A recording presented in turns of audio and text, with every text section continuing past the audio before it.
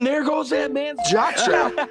Oh my God, did you see that? America's team? Yeah, right. Oh, baby, it's a big day in sports. There's nothing like battling it out with your teammates all season long to go win a championship. Green Bay's got it this year. Huge move for them. I think it's going to be a game changer. We have a lot to talk about this busy week in the sports world. Welcome to the In a League of Their Own podcast.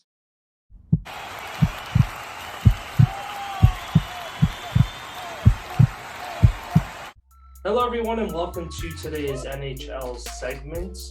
Kind of past that halfway point of the season now. Things are ramping up. Starting to get an idea of who's going to be there in the end, who's not going to be there in the end. Kind of starting out with two teams who are looking like they're going to make a playoff run. And even though they're in opposite conferences, kind of an interesting, matchup between them. Toronto and Minnesota currently sit deadlocked at 27, 10, and 3, 57 points in 40 games played. Which of these two teams do you see finishing higher this season with more points? I guess I'll throw that as a benchmark. In regular season? Yeah. Most points through the regular season? Yeah. I'm going to go with the Wild. Just because the Winnipeg Jets, Blackhawks, and Coyotes are terrible. You also have, I don't know, I'm going to say not the best goaltending in the Pacific, just the whole entire Pacific Division as a whole.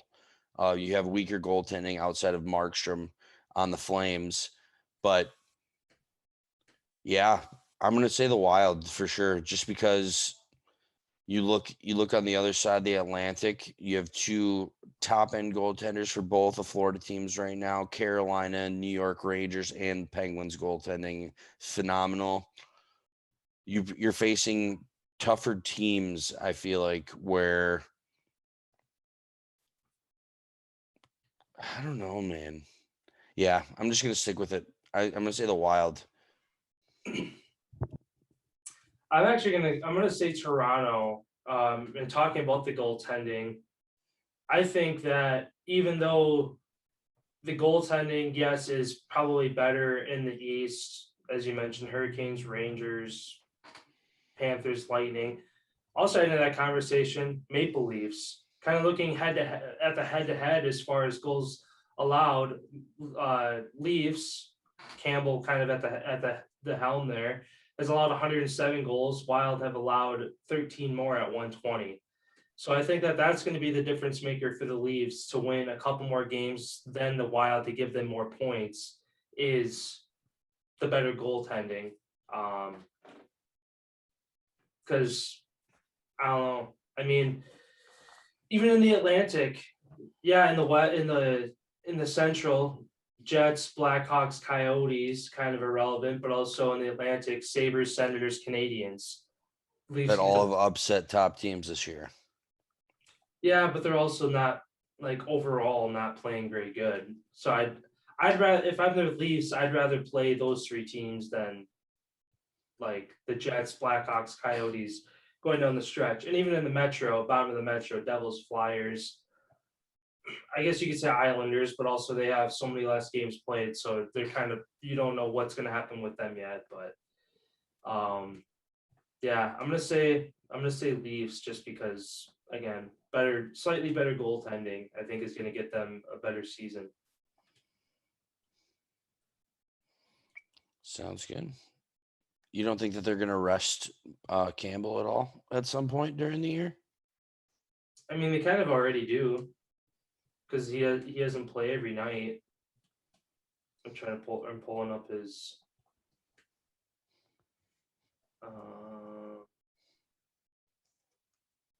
The heck is he?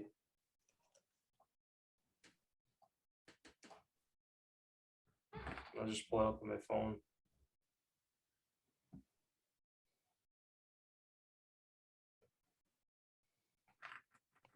So in 40 games, He's played 30.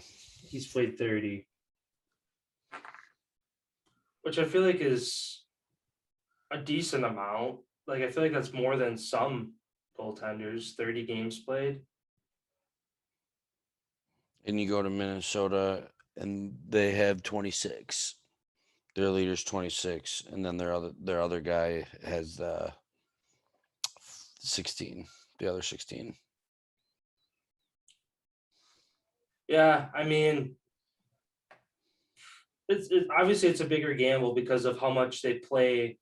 They play Campbell to where if he's standing on his head, playing good hockey, obviously keep playing him, but also I've never heard of the other guys behind him.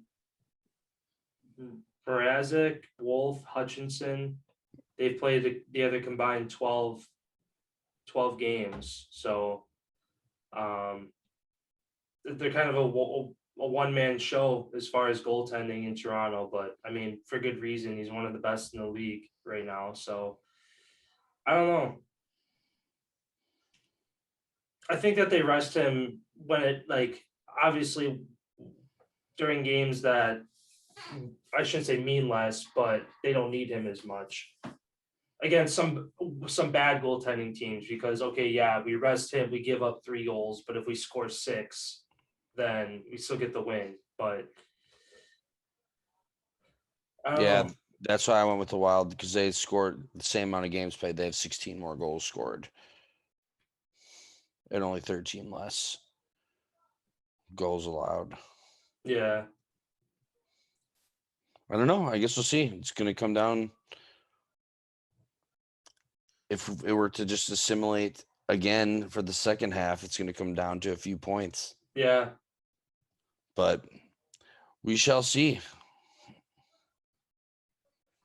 Then on to my point here, we're going to stick in the Central Division. The Dallas Stars currently with 42 games played, 48 points. Do you think that they need to make any changes to their lineups? Do you think that they need to make a trade at all? Different goaltending? What do you think they need to do a little bit differently as they're right outside the playoffs at this point?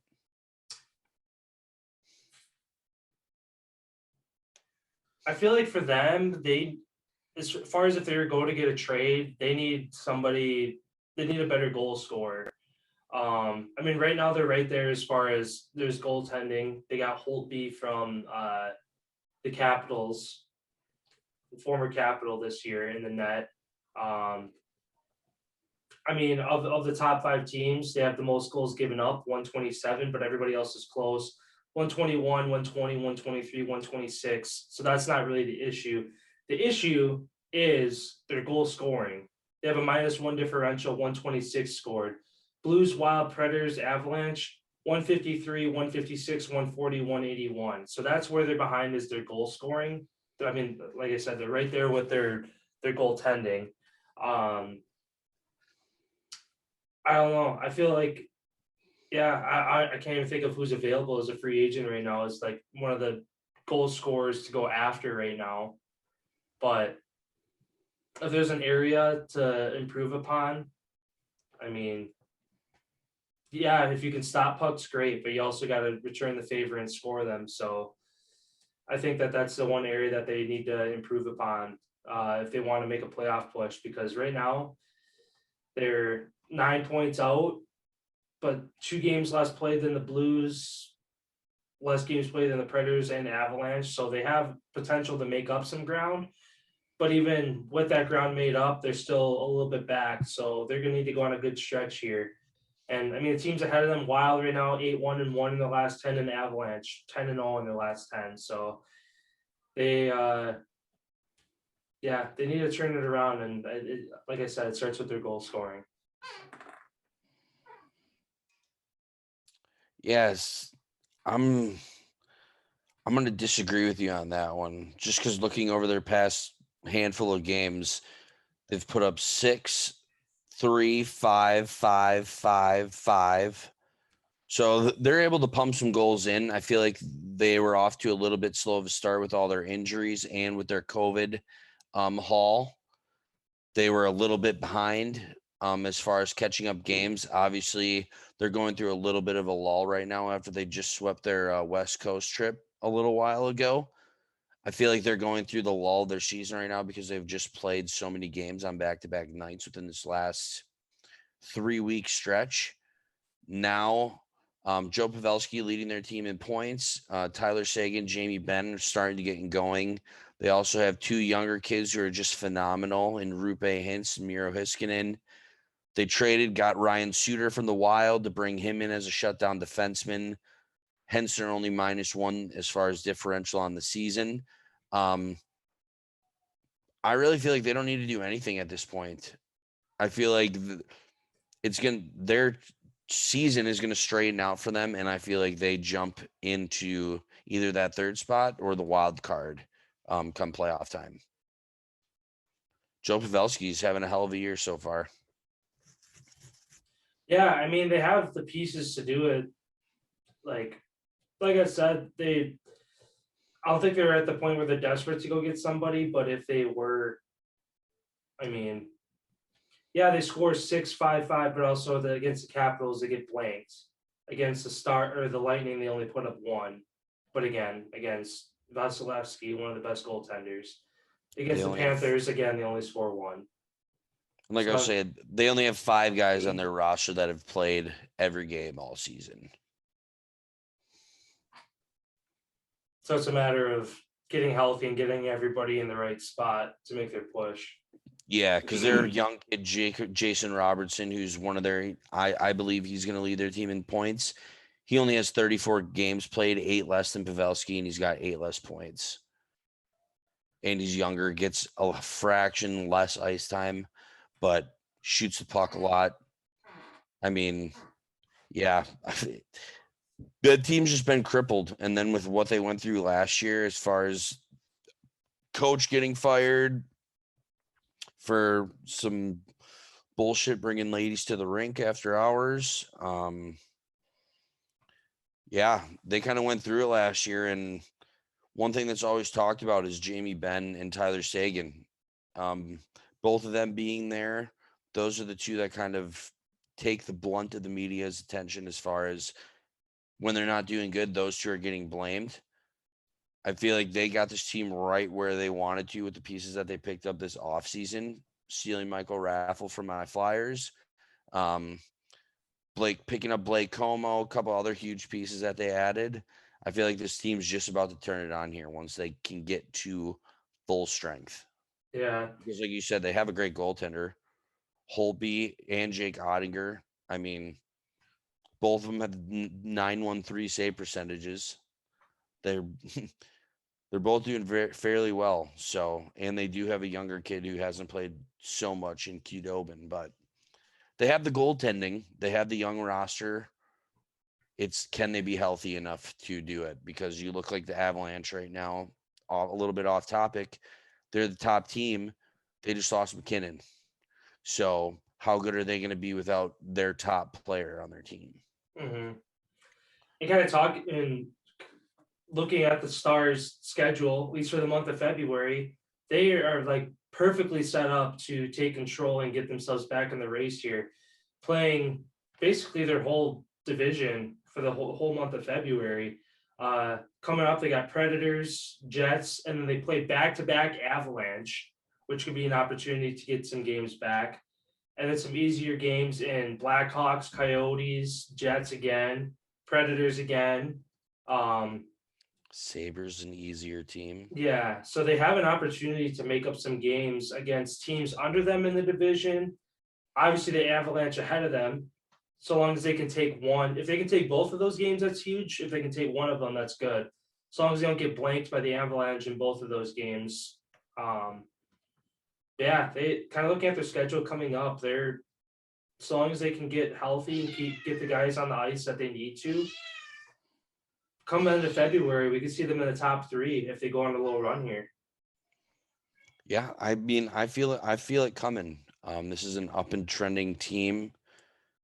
They have been kind of after a few years past when they got blanked in the first round. I want to say it was never mind.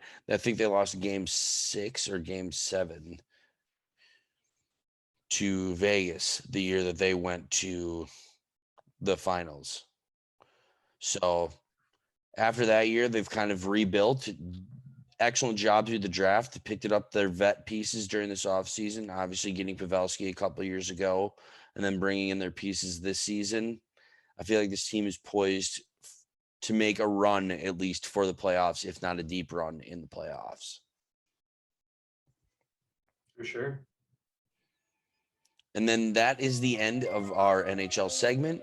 Please head over to our next segment where we discuss the results of the Farmers Insurance Open and we recap and go over the current world golf rankings.